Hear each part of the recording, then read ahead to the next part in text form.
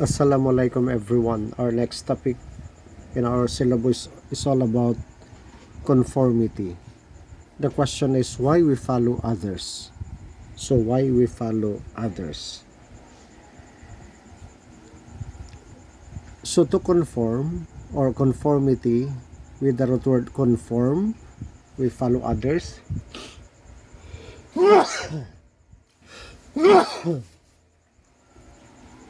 Be afraid, be less than you are. You must be approved of by others. That's why we conform to them, because we want to follow them.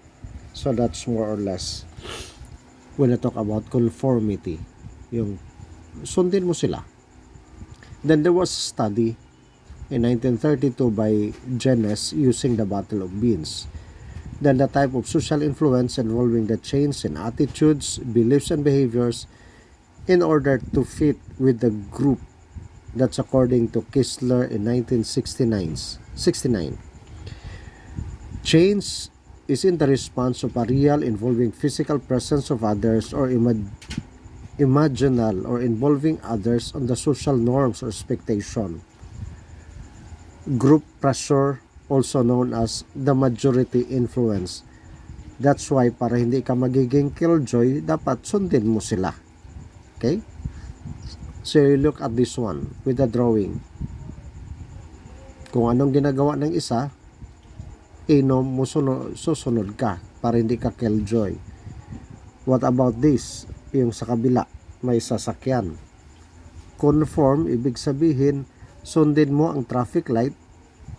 Tingnan mo siya, sana all, hindi kagaya sa Cotabato kahit saan sumusuksok yung iba, especially the tricycle. Pero tingnan mo to sa drawing. In order to conform, sumunod ka lang sa iba. So, kahit na nakahilera yan, at least sumunod sila. Kasi nakakahiya naman pag hindi ka susunod. Okay?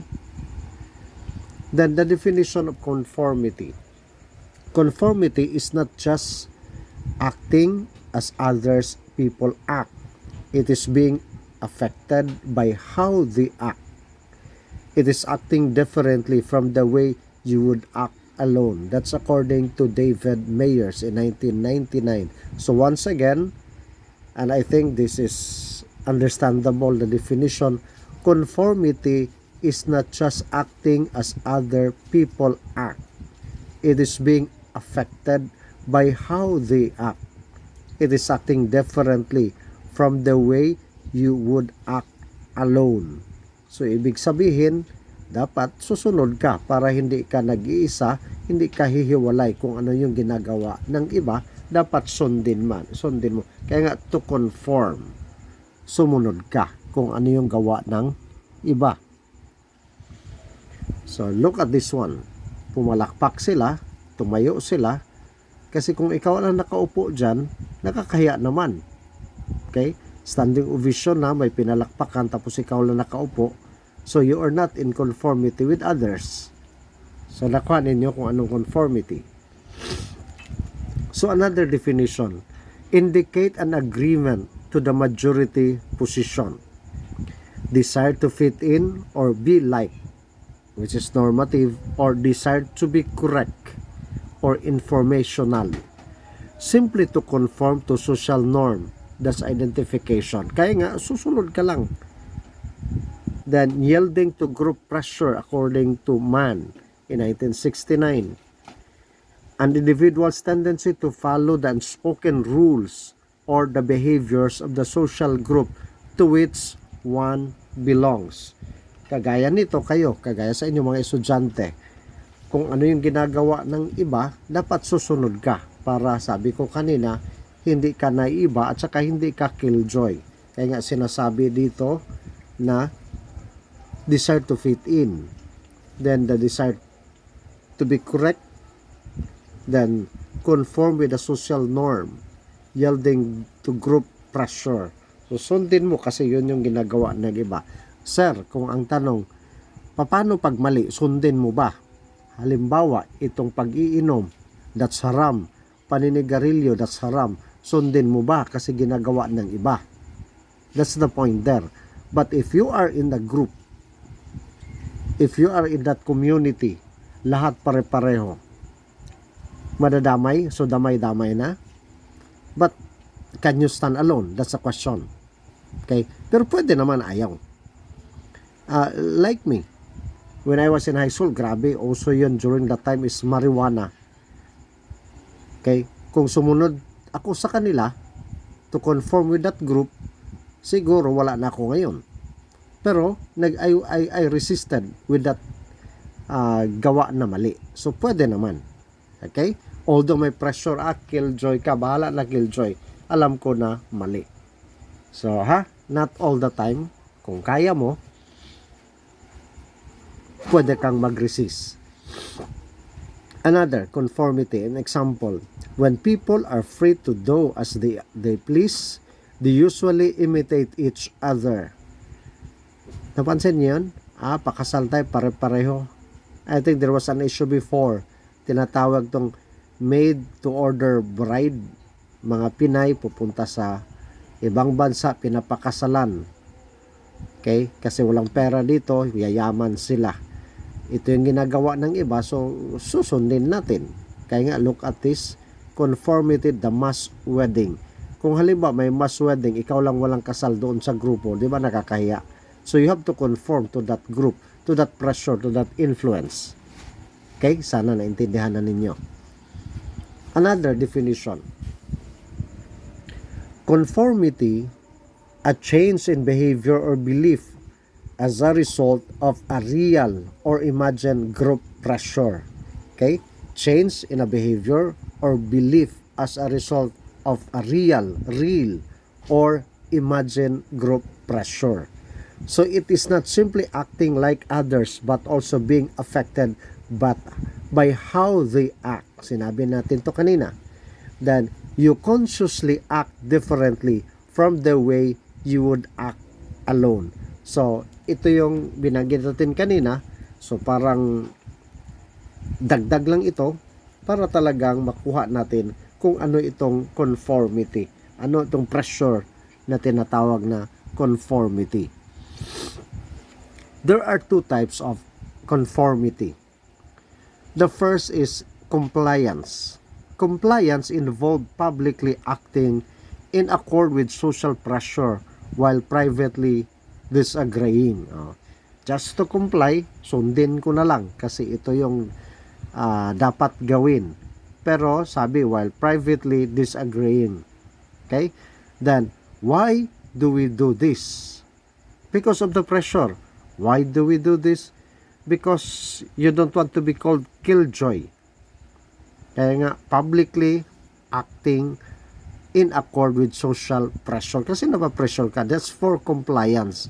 Sundin na lang ito. Then, we comply to receive a reward or to avoid a punishment. So, that's it. Kung mga military, di ba? Sinasabi on men in uniform, for the compliance. Okay? You obey before, ano yan? You do first, then bago ka, obey before you complain. So, yung iba may mga by ROTC dito, for compliance. If you'll not comply, if you'll not obey, if you'll not in conformity with, so, you'll be punished. Okay? Pag sumunod ka, you'll be rewarded. So, that's the point there. So, that's the first type, the compliance. Second is acceptance. Second type of conformity is acceptance. Involve both acting and believing in accord with social pressure. Example, we may decide not to drink alcohol because our society adopts a strong moral view against drinking. Okay? Nakuha natin, involve yung accept, involve both acting and believing in accord with social pressure. Ang halimbawa dyan, once again, we may decide not to drink alcohol because our society adopts a strong moral view against drinking. Okay? So, that's acceptance. So, pwede palang mag-resist of this. But, the problem there is to be accepted. So, therefore, conformity ang pinag-usapan, yun ang pinakapunto. Because of the pressure, susunod ka. You have to accept the fact. Although that's not right, That's not okay. It's haram. Pero ulitin ko ha, you can stand alone, you can resist. Kaya nga kagaya nitong example na yan. Next, the third is cohesion.